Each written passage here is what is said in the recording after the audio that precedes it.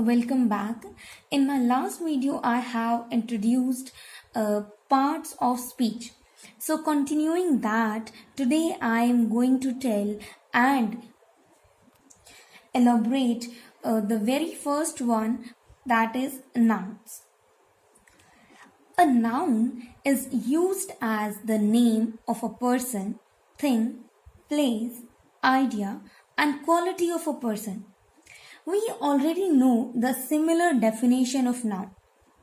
Today, we will try to understand noun as well as kinds of noun also. See, if we talk about nouns, basically we have 4 points. The first one is a kind of noun. The other one is number of noun, then gender of noun and case of noun. When we talk about kinds of noun, we mean that common nouns, proper noun, collective noun, abstract noun, and material noun. But when we talk about number, we talk about either it is a single entity or it's a plural. So when we discuss number of noun, we will discuss singular and plural.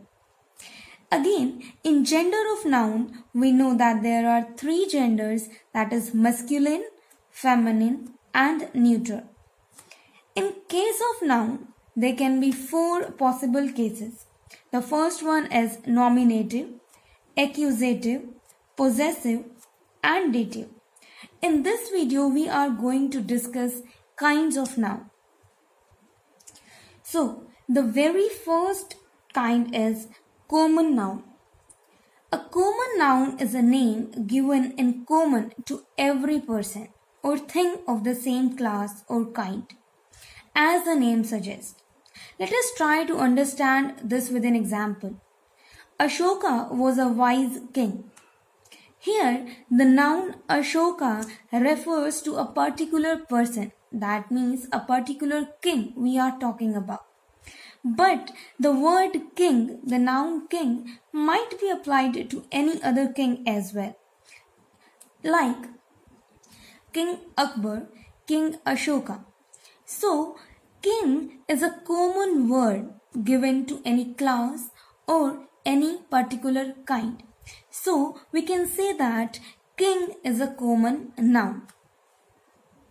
Now, before I talk about the name Ashoka, let me introduce you the second noun, that is a proper noun.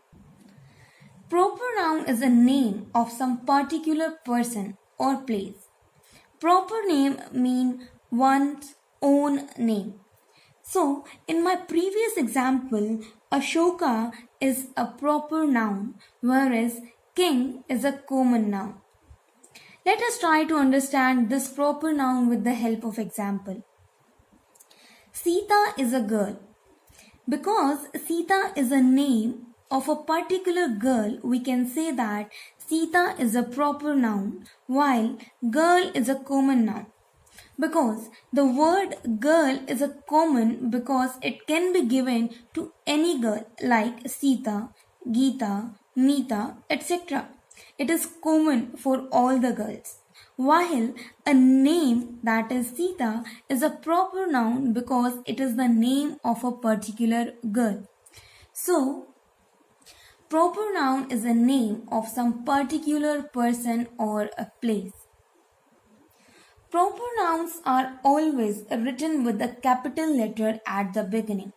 So, you can recognize directly also that which word is representing a proper noun.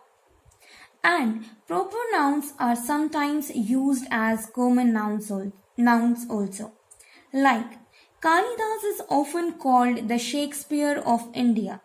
Here, Shakespeare is the greatest dramatist, and I have used this as a common noun. So, proper nouns are sometimes used as a common noun. Third one is collective noun. As the name suggests, collective noun is the name of a number of persons or things taken together and spoken of as one whole, like crowd, army, family. All these words are representing the collection. So they are called collective nouns. Let us see a few collective nouns like a fleet. Fleet is a collection of ships. Army. An army is a collection of soldiers. Crowd. Crowd is a collection of people. Herd is a collection of cattle. And library is collection of books. We can use them in sentences also. Like, a herd of cattle is passing. We are considering herd as a single entity. The jury found the prisoner guilty. You can see we can use collective nouns in sentences like this. So, when a name denotes a group of similar individuals considered as one undivided whole, it is called a collective noun. After collective noun, the fourth one is the abstract noun. Abstract noun is usually the name of a quality, action, state considered apart from the object to which it belongs. Like, quality can be goodness, darkness, brightness, wisdom, bravery, etc. The word representing action can be laughter, movement, judgment, etc.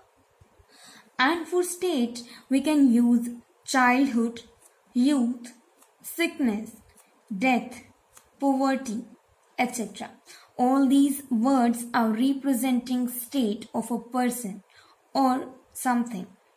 The names of arts and sciences like music, chemistry, etc. are also abstract nouns.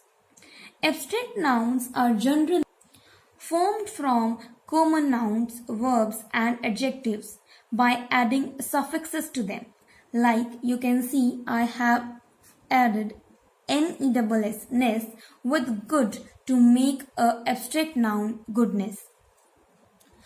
After abstract noun, the very rare to find material noun. Material noun like gold, tea, wheat, coal, etc. That means those words which represent some material comes under material noun.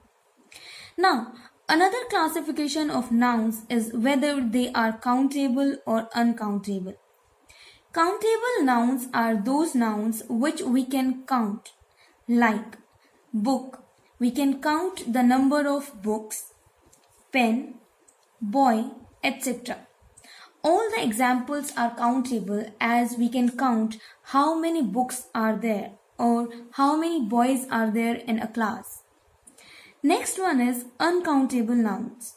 Uncountable nouns are those nouns which we cannot count, like oil, sugar, honesty, etc.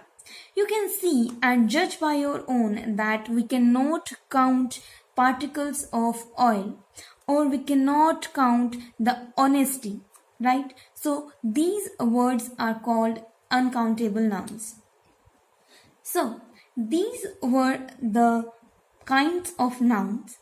In my coming video, I am going to discuss few rules which will help us to understand where we can use nouns and what are the mistakes we generally do. Till then, keep watching, keep learning.